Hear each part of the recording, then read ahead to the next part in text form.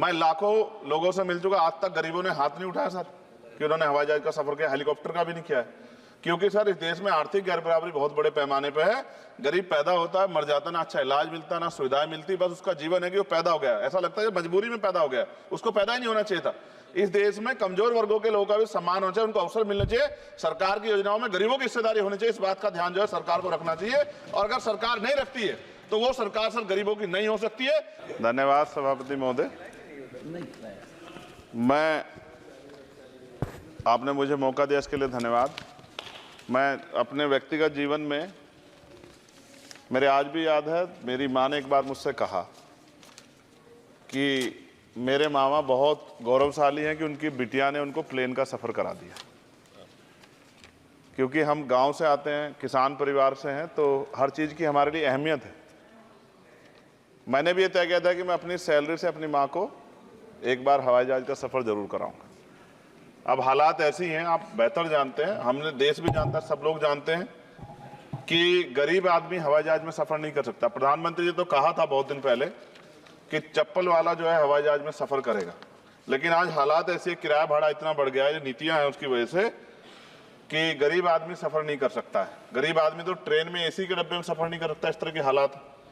तो मेरी मंत्री जी से मांग है कि कोई व्यवस्था ऐसी की जाए कि जो करोड़ों महिलाएं देश की हैं, करोड़ों परिवार ऐसे जिन्होंने सपना ही देखा हवाई जहाज को जाते, उनको भी एक बार मौका मिलेगा हवाई जहाज का सफ़र करने। तो अगर किराया सस्ता होगा तो शायद वो प्रयास कर सकते हैं, उनके बच्चे प्रयास कर सकते हैं। साथ साथ वायु यात्रा में सेफ्टी सिक्योरिटी का बहुत ज़्यादा ध्यान रखने की जरूरत है। कई बार हादसे हुए हैं, कई चीज़ों पर हमें गौर करना है। साथ साथ ज़्यादातर एयरपोर्ट जो है वो प्राइवेट हो गए, और प्राइवेट होने की वजह से कर्मचारियों का शोषण होता है। कर्मचारियों की, क्योंकि हमारे यहाँ बेरोजगारी बहुत है, तो कर्मचारियों को वहाँ काम करने में जो सैलरी मिलती है उसमें एक बार का टिकट भी नहीं आता कई जगह पे। तो मेरी आपसे ये आग्रह है कि जिन लोगों जो प्राइवेट हो गए वहाँ भी सैलरी कम से कम न्यूनतम वेतन इतना होना चाहिए 20,000 रुपये, कि वो अपने परिवार का भी और सफ़र भी वो कभी कर ले, ऐसा मौका भी उन्हें मिलना चाहिए। साथ साथ प्राइवेट होने की वजह से SC ST OBC के बच्चों को जो नौकरी मिल जाती थी वो भी जीरो होगी। तो मेरी आपसे आग्रह है कि अगर प्राइवेट भी हो गया तो उनसे भी कहा जाए कि कमजोर वर्गों के लोग बच्चों को मौका दिया जाए। साथ साथ नगीना में जहां जिन्होंने मुझे चुन के भेजा, मैं उनका धन्यवाद करता हूं, उस क्षेत्र का, वहां एयरपोर्ट नहीं, और लंबे समय से उनकी ये मांग, वहां पायलट ट्रेनिंग स्कूल भी नहीं है, एरोस्टेस ट्रेनिंग स्कूल भी वहां खोलना चाहिए, क्योंकि ग्रामीण क्षेत्रों की प्रतिभाओं को नकारना नहीं चाहिए।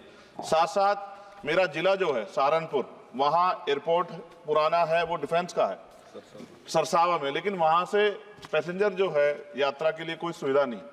और साथ साथ एक जगह छुटमलपुर, क्रांतिकारी जगह है, जहां हम पैदा हुए, क्रांतिकारी जगह है ही वो सर। तो वहां पे भी हवाई पट्टी की जो है स्थापना जो है सरकार को करानी चाहिए। हमारे लोगों को, छुटमलपुर के लोगों को बहुत अच्छा लगे और फायदा भी होगा, बहुत सारा जो है आसान हो जाएगा जनता के लिए। और सुबह से हम प्रयास कर रहे हैं सर कि हमें बोलने का मौका दिया। यहाँ छोटी पार्टियों के लिए थोड़ी समस्या है और 2.5 घंटे इंतजार का मौका मिल रहा है। मैं भाजपा के साथियों को याद दिलाना चाहता हूँ, एक समय था कि आप पे भी 2 मेंबर ऑफ पार्लियामेंट थे, आज आपकी सरकार है, आपको तीसरी चौथी बार मौका मिला है। अगर हम लोग भी ज्ञान की कमी थोड़ी है किसी में, ऐसा तो रानी के पेट से ही राजा पैदा होता है या कोई माँ के पेट सीख के आता है। हम तो संघर्ष करके आए 15-15 साल, तो जब हमें मौका नहीं मिलेगा, अपनी बातें रख पाएंगे तो हमारी बात कैसे पहुंचेगी। साथ साथ मेरा आपसे आग्रह है, ये मेरी मांग नहीं है, ये पंजाब के लोगों की मांग है। देश के प्रधानमंत्री जब कह के आए थे पंजाब में, कह के आए थे पंजाब में कि जब आदमपुर एयरपोर्ट का नाम जो है सतगुरु रविदास जी महाराज के नाम पर करने के लिए कह के आए थे प्राइम मिनिस्टर।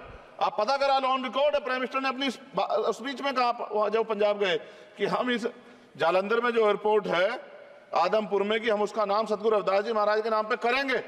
लेकिन सर दावे और वादे हैं, कब तक ये खोखले वादे होते रहेंगे। देश के प्रधानमंत्री की बात का कोई सम्मान होना चाहिए।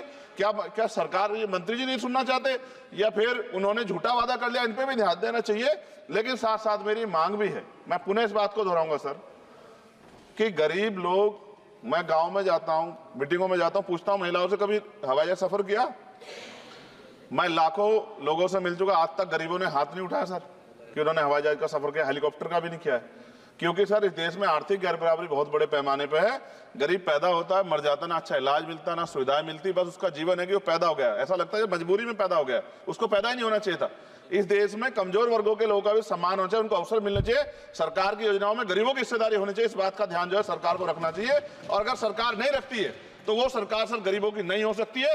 नौजवान जो है मंत्री सरकार ने दिए हैं और मुझे उम्मीद है कि एक नौजवान दूसरे नौजवान के दर्द को और गरीबों के दर्द को और ग्रामीण क्षेत्रों के दर्द को समझेगा। और मुझे भरोसा है आपके ऊपर, आपकी शैली के ऊपर, क्योंकि पिछली बार भी विषय उठा था। हम जाते हैं सब लोग कि आप इस बात को इस बार सफल करने में कामयाब हो जाएंगे। मेरी मंगल कामनाएं भी है कि कोई गरीब परिवार आपको प्रार्थना करे, दुआएं करे कि आपने उनको ये मौका दिया। वरना आदमी पैदा होता है भारत में और गरीबी में मर जा, हजारों साल चला।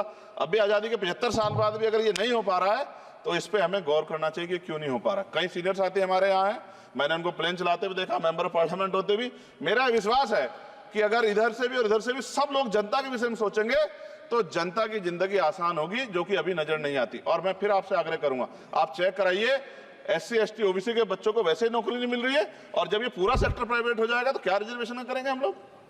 क्या फायदा रिजर्वेशन का? जब SC ST OBC के बच्चों क्या रिजर्वेशन का फायदा? गाली तो खाते हैं इस नाम पे, लेकिन रिजर्वेशन ही कहां मिलेगा जब सब प्राइवेट हो जाए? प्राइवेट वाले कहां दे रहे हैं? तो उनको कहिए कि प्राइवेट सेक्टर में मैं विधेयक लेके आया, निजी विधेयक, कि प्राइवेट सेक्टर में SC ST OBC के बच्चों को मौका मिलना चाहिए। सुप्रीम कोर्ट का एक ऑर्डर आज चर्चा हुई इसमें कि भाई क्रिमिलेयर होगी। कितने अरबपति बने आप लोग? कितने लोगों पे हवाई जहाज बताइए? SC ST के लोगों पे कितने लोगों पे हेलीकॉप्टर बताइए? आप कुछ नहीं है आपके पास आंकड़े। सब लोग मिलकर गरीबों को चलना चाहते हैं, ये गलत है सर। मैं आपका धन्यवाद करूंगा पुणे सर, और क्योंकि हम ही कोरम पूरा करते हैं सर, देख लीजिए आप, हम ही बैठे कोरम पूरा करते हैं। हमें विश्वास है अपने देश की पार्लियामेंट पे कि आज नहीं तो कल इस पार्लियामेंट से गरीबों के लिए कानून बनेंगे और गरीबों के लिए पॉलिसियां बनेंगी और गरीबों को भी सम्मान का जीवन मिलेगा, ऐसा हमें विश्वास है। मैं आपका धन्यवाद करता हूं और मुझे उम्मीद है नौजवान हमारे मंत्री से कि वो गरीबों की बात को सुनेंगे और हम लोगों की पीड़ा को समझेंगे और हमारे क्षेत्रों में काम कराने का। धन्यवाद। श्री रविंद्र